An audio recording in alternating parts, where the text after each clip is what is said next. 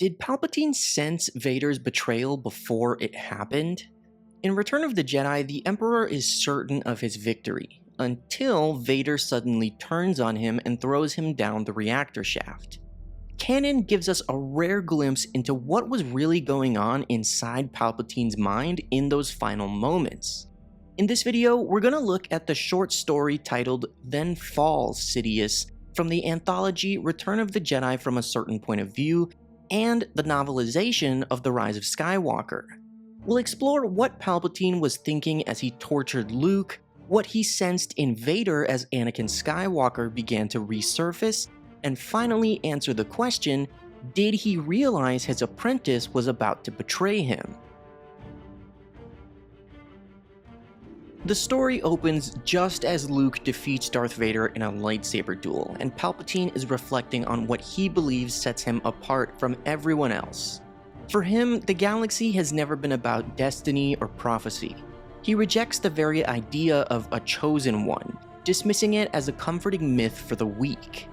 Power, in his eyes, does not bend to fate, it bends only to mastery. He believes he did not inherit his throne through chance or divine will, but seized it through cunning, vision, and strength. This belief shapes how he interprets everything around him. To Palpatine, peace is nothing more than a lie, a temporary illusion meant to lull people into complacency. Love is a trap, a weakness that ensnares the mind and makes beings vulnerable. The Jedi Code, with its talk of serenity, harmony, and selflessness, is, in his view, indoctrination into mediocrity, an anesthetic that prevents people from grasping true greatness. Where the Jedi see passion as dangerous, Palpatine sees it as the very fuel of progress. Where the Jedi see detachment as noble, he sees it as cowardice. In his mind, he is the only one who has ever seen clearly. He lived within the corruption of the Republic and recognized it for what it was.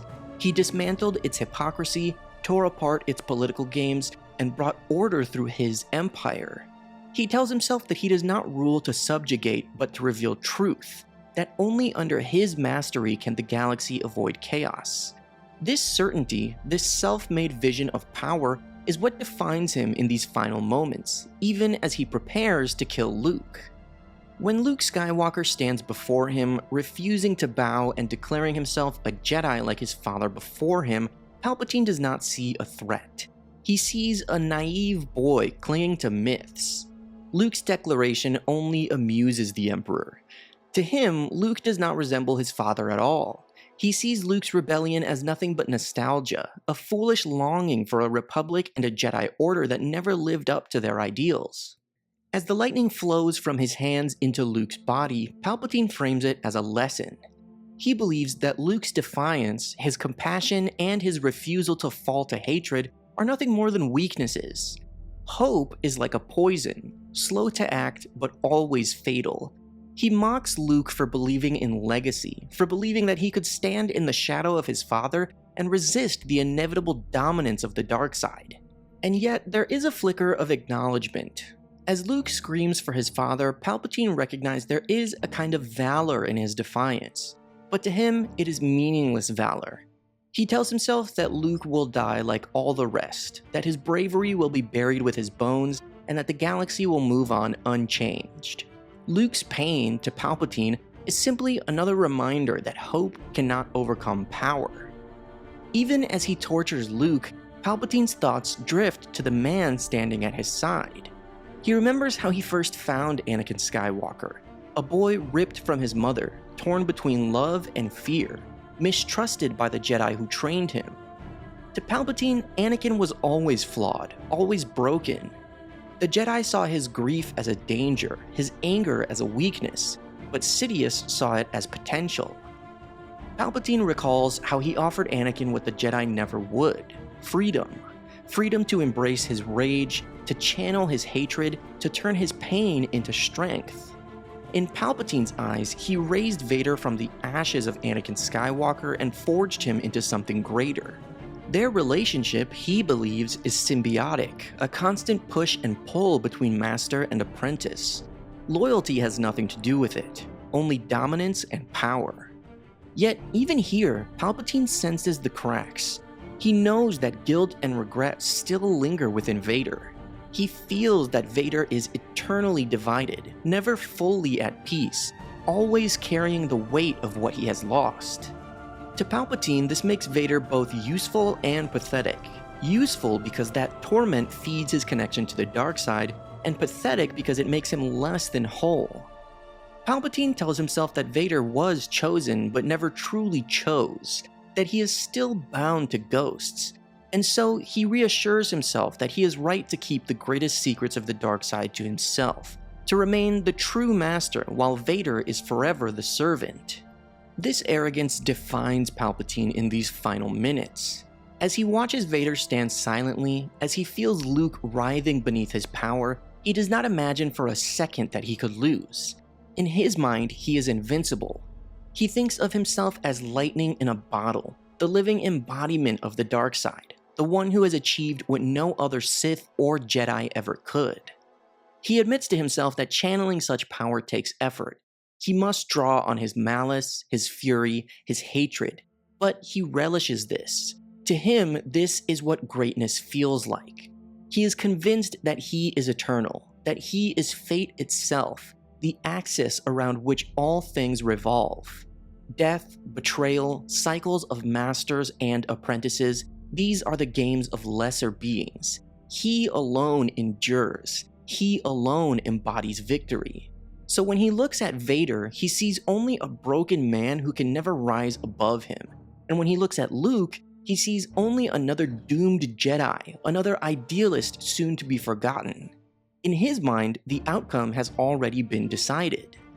But then something shifts. At first, it is subtle, just a flicker at the edge of his awareness. But soon, Palpatine begins to feel it clearly. Something inside Vader is changing.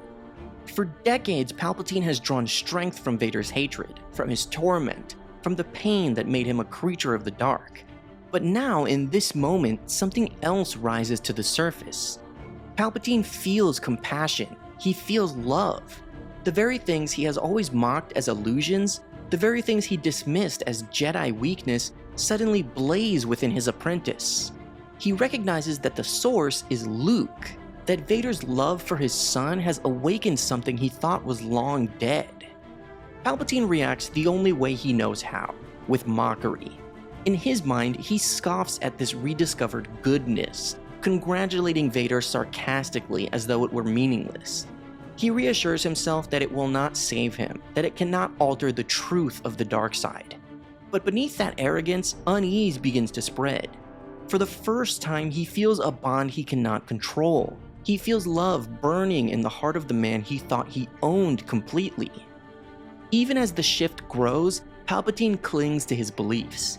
He tells himself that death is meaningless, that even if Vader struck him down, the galaxy would remain the same. There would always be another apprentice, another master, another betrayal. He believes that redemption cannot erase Vader's sins, that love cannot undo what has been done.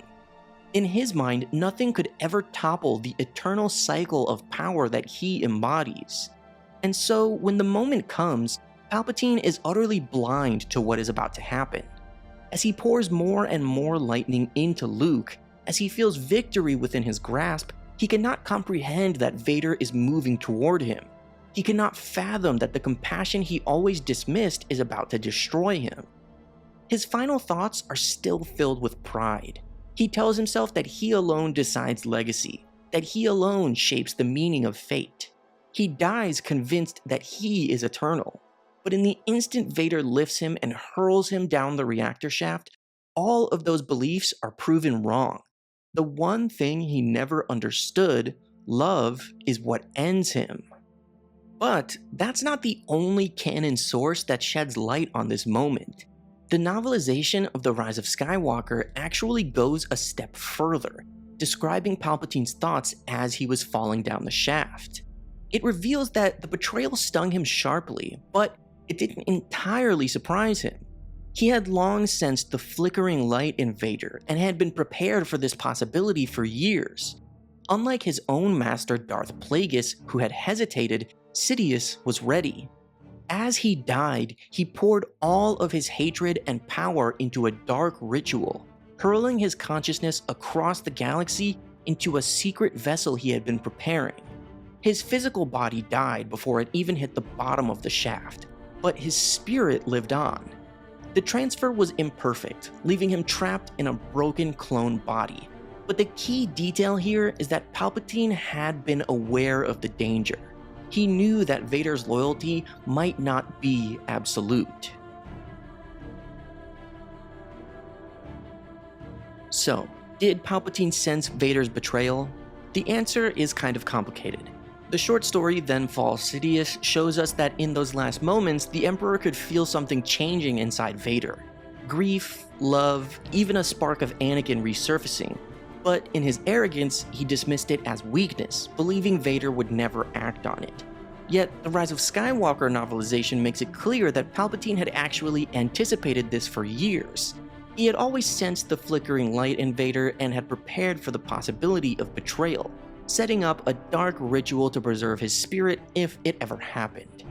What Sidious never expected was that Vader's final act of defiance would not just be a flicker, it would be a full return to the light, and a choice that destroyed both his master and himself. In the end, Palpatine did sense the danger. He just never truly believed in Anakin Skywalker's redemption until it was too late. This short story and the novelization are both canon, and they don't really contradict each other, so I think it does work well together. Anyway, I hope you guys enjoyed this video. Make sure to like and subscribe if you did, and as always, may the Force be with you.